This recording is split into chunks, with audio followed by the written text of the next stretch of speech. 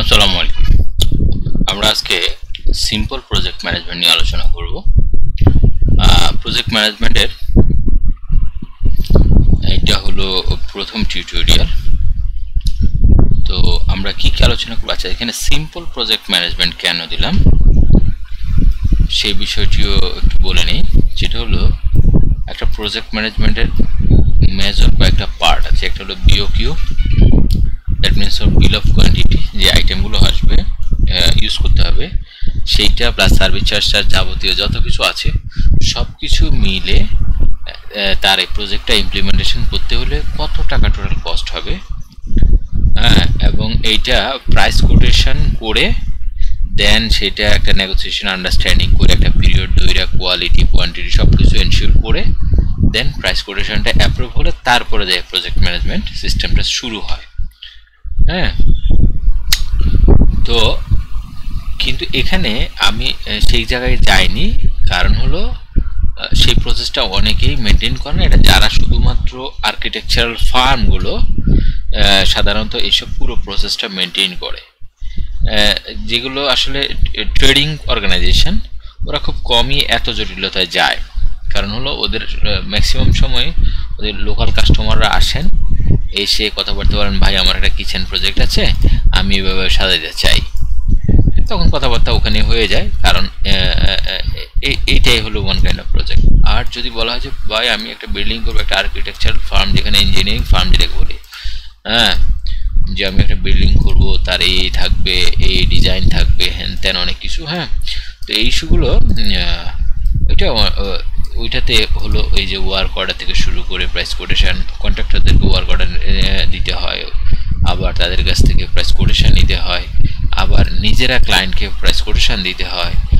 Price quotation দিলে ক্লায়েন্টরা আবার আপনাকে ওয়ার্ক অর্ডার দিবে, সেই অনুসারে আপনি কাজ শুরু করবেন। তো এখানে মূলত আমরা সিম্পল প্রজেক্ট ম্যানেজমেন্ট বলতে ক্লায়েন্ট যখন আপনাকে কাজের অনুমতি দিয়েছে, দ্যাট মিনস ওয়ার্ক অর্ডার দিয়েছে, সেই ওয়ার্ক অর্ডার অনুসারে আপনার কী কী কাজ করতে হবে এবং সফটওয়্যারে ফাইনাল রেজাল্ট কী দাঁড়াবে একটা প্রজেক্টে।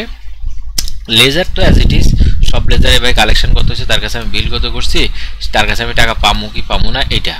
কিন্তু প্রজেক্ট ম্যানেজমেন্টের বাড়তি একটা পার্ট আছে, সেটা হলো ওই প্রজেক্টের যে যা বিভিন্ন রকম খরচ হলো সেই খরচগুলোর ব্যতি রেখে আমি কি ওই প্রজেক্টে বেনিফিটেড না লুজার, এইটা এনশিওর করা, এবং কোন কোন ম্যাটেরিয়ালস কতটুকু আমি কনজিউম করেছি, খরচ করেছি ওই প্রজেক্টের জন্য, যেটা আমি বিওকিউ করেছি আগে, অ্যাজাম্পশন করেছি আমি এই প্রোডাক্ট এতটুকু ইউজ করবো, এই সার্ভিস এতটুকু নেব, কিন্তু আলটিমেটলি আমি সেখানে কতটুকু নিচ্ছি সেটা হলো এই প্রজেক্ট ম্যানেজমেন্টে আপনি পাবেন।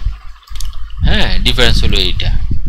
তো যাই হোক, এবার আপনি মাঝখানেও যদি কন্ট্রোল করতে চান যে আমি তার এ পর্যন্ত ম্যাটেরিয়াল কস্ট বেশি করে ফেলছি কিনা, সাধারণত যেটা হয় যে প্রজেক্ট অনগোয়িং প্রসেসে পার্টির কাছ থেকে টাকা অ্যাডভান্স নিতে হয়। হ্যাঁ, তো অ্যাডভান্স নিতে হলে সেখানেও একটা কন্ট্রোলিংয়ের ব্যাপার আছে যে আমি বেশি কষ্ট করে ফেলছি কিনা, সে আমরা দিচ্ছে 10,000 টাকা, কিন্তু আমি 20,000 টাকা ম্যাটেরিয়ালস লয়ে গেছি কিনা, এরকম একটা ইয়ে থাকে, ক্রস চেকের ব্যাপার থাকে, সেটা আপনি প্রজেক্ট ম্যানেজমেন্টের মাধ্যমে পাবেন। তো এই হলো ওভারঅল ডিফারেন্স অন্যান্য লেজারের সাথে। তো আমাদের এখানে প্রজেক্ট ম্যানেজমেন্ট সিস্টেমে ধরেন আপনি ওয়ার্ক অর্ডার পেয়ে গেলেন, আপনাকে ওয়ার্ক অর্ডার হয়তো সে লিখিত খুব কমই দিবে, বারবারই আপনাকে বলে ঠিক আছে ভাই আমার এই কাজটা করে দেন, এত টাকা স্কোয়ার ফিটে এই কাজ, এভাবে বলে দেয়। হ্যাঁ, তো বলে দিলে এখন আপনি আপনার চিন্তা হলো আমি এখন কাজ করব।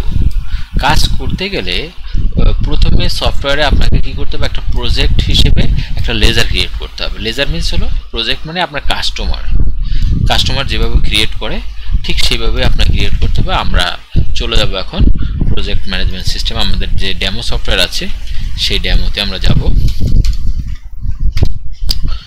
ডেমোতে গেলাম, আমি আমার আইডি পাসওয়ার্ড দিয়ে আছে, আমি লগ ইন করলাম। তো লগ ইন করে প্রথম যে কাজটা আমরা একটু দেখে নেই, প্রথম হলো project ledger creation. Ledger creation আমরা কাস্টমার ক্রিয়েশন যেভাবে করি সেখান থেকেও আমরা করতে পারি এখান থেকে। হ্যাঁ, আমরা যদি কি বলে কাস্টমার লিস্টে যাই তাও করতে পারি এখান থেকে। হ্যাঁ, তো যাই হোক এইটা। তো আমার এখানে অলরেডি বেশ কয়েকটা প্রজেক্ট করা আছে। হ্যাঁ, যেমন একটা প্রজেক্ট করা আছে হলো এটা, আমি এডিটে গেলাম, আমি দেখতে পাবো প্রজেক্ট 1 XYZ কোম্পানি, অথবা XYZ কোম্পানি এভাবে দিলাম প্রজেক্ট 1, তাহলে কি দাঁড়ালো XYZ কোম্পানি প্রজেক্ট 1 ফ্ল্যাট 2 এর কিচেন, কিচেন ফেব্রিকেশন বা কিচেন FABRICATI1, আমি ছোট এ দিলাম আপাতত, কিচেন ফেব্রিকেশন। আমি এখানে যা লিখবো এই তিনটা পার্টে, এখানে আমি চাইলে এটা প্রজেক্ট সাবগ্রুপের আন্ডারে দিয়ে দিতে পারি, তাহলে আমার সব যত প্রজেক্ট আছে সব প্রজেক্ট আমি একটা গ্রুপের অ্যাকাউন্টস রিসিভেবলের একটা গ্রুপের আন্ডারে পেয়ে যাব।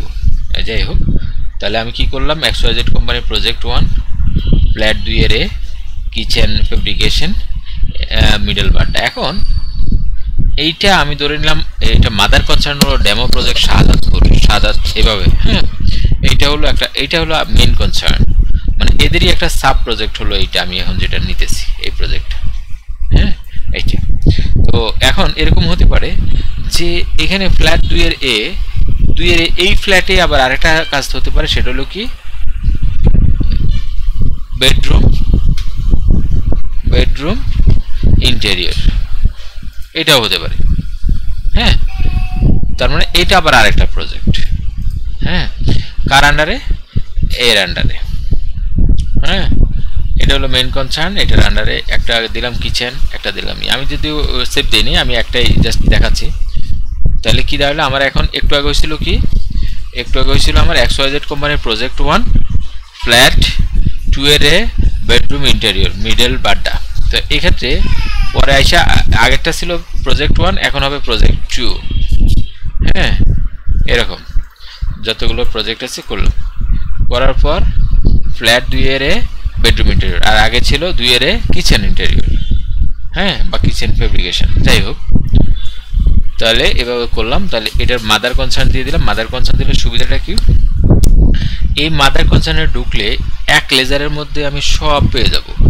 যদি আমি এই লেজারে ট্রানজ্যাকশন করি এই প্রজেক্টে, তাহলে সেই সিনারিও আমি এটার মধ্যে পেয়ে যাব। এটা লেজারে গেলে এক লেজারে তাদের যত 500 প্রজেক্ট থাকলেও সে 500, প্রথম হলো অ্যাকাউন্টস রিসিভেবল আন্ডারে সবগুলো প্রজেক্ট থাকবে, প্রজেক্টের আন্ডারে ডেমো একটা মাদার কনসার্ন, সেই মাদার কনসার্নের এইখানে যতগুলো প্রজেক্ট হবে 1 2 3 4 5 6, এই মাদার কনসার্নের আন্ডারে সবগুলো চলে আসবে একসাথে। তাহলে সবগুলো একসাথে আমি লেজার দেখতে পারবো। আবার চাইলে আমি ইন্ডিভিজুয়াল শুধুমাত্র ফ্ল্যাট 2 এর এই ইন্টেরিয়র প্রজেক্টে বা প্রজেক্ট 2 নম্বর প্রজেক্টে আমার কি কি খরচ হয়েছে, কতটুকু খরচ হয়েছে, ওই অনুসারে আমি টাকা কত পাবো, কত নিছি, কত বিল হয়েছে, কত পাবো, এই সিনারিওটা আপনি আলাদা করে দেখতে পারবেন। এই যে ইভেন আরেকটা জিনিস হলো যে প্রজেক্ট 1 প্রজেক্ট 2 আপনি এই এটাকে নিশ্চয়ই বিল করবেন না, বিল করবেন মাদার কনসার্নকে। কারণ এইটা হলো ধরুন এটা ডেমো জায়গায় যদি বলতাম এটা বসুন্ধরা প্রজেক্ট গ্রুপ, তার মানে আমি কাকে করতাম, বিল করতাম বা বসুন্ধরা আর্কিটেকচারাল ফার্ম, তাহলে মেইন কনসার্ন থাকতো বসুন্ধরা আর্কিটেকচার প্রজেক্টস, হ্যাঁ, এটা হলো মেইন কনসার্ন। তো এটা মেইন কনসার্ন হলে এর আন্ডারে যতগুলো কনসার্ন আছে সবগুলো যখন আমি সেলস বিল করতে যাব, ক্রিয়েট সেলস অর্ডার করতে যাব, তো যদি আমি এটাকে মাদার কনসার্ন হিসেবে সিলেক্ট করে দিই, তাহলে ওই সেলস অর্ডারে ডিরেক্টলি প্রথমেই আসবে আমি বিলটা করছি হলো মাদার কনসার্নকে, কাকে, বসুন্ধরা আর্কিটেকচারাল ফার্মকে। হ্যাঁ, কোনো কনফিউশন থাকলে আমাকে জানাবেন। এইটা হলো ফ্যাক্ট, এটা হলো মাদার কনসার্ন। তো এটা যদি আপনি আগে প্রজেক্ট হিসেবে ক্রিয়েট করে থাকেন একটা লেজার, সেটাকে আপনি মাদার কনসার্ন হিসেবে দিতে পারবেন, আদারওয়াইজ পাবেন না, ঠিক আছে। তারপরে তার অ্যাড্রেস দিলাম, ফোন নাম্বার দিলাম। এটা যদি কোনো সেলস প্রতিনিধি থাকে যে কমিশন পাবে এরকম যদি থেকে থাকে, বা তার সেলস হিসেবে এটাকে গণ্য করা হবে, তাহলে এই ক্ষেত্রে সেই সেলস পার্সনের আইডি এখানে সিলেক্ট করে দিতে হবে। আচ্ছা, এখানে ক্রেডিট লিমিট, এখানে প্রজেক্টের ক্ষেত্রে সাধারণত ক্রেডিট লিমিট খুব একটা ইফেক্টিভ না। এর কারণ হলো প্রজেক্টের বিলটা হয় যখন কাজ ফিনিশড হয় তারপরে, আগে কখনো সাধারণত প্রজেক্টের বিল হয় না। তো তার আগে আপনাকে টাকা নিতে হয়, আপনি কাজ করছেন কিন্তু তাকে বিল সাবমিট করছেন না, বিল সাবমিট করবেন যখন কাজ ফিনিশ করছেন তারপরে, এটা হলো সাধারণত নিয়ম। তো সেক্ষেত্রে এই ক্রেডিট লিমিটটা দিয়ে এখানে কোনো কাজ নাই। তো বিল যদি পড়ে, প্লাস হলো প্রজেক্টের বাজেট অ্যামাউন্ট, যেমন এখানে বাজেট অ্যামাউন্ট দেওয়া হয়েছে 5 লাখ টাকা। দ্যাট মিনস কি একটা পর্যায়ে এসে আমি দেখবো এই প্রজেক্টের বাজেট অ্যামাউন্ট যদি 5 লাখ টাকা, সুতরাং এর এগেনস্টে আমি কত কস্ট করেছি, হ্যাঁ, এবং ফাইনাল বিল কত হয়েছে, হ্যাঁ, তো এইটা কিন্তু তার লেজারে কোনো কিছু হিট করবে না, এটা জাস্ট আমার প্রজেক্টের বেনিফিট আর লুজার এই জিনিসটা মেজার করার জন্য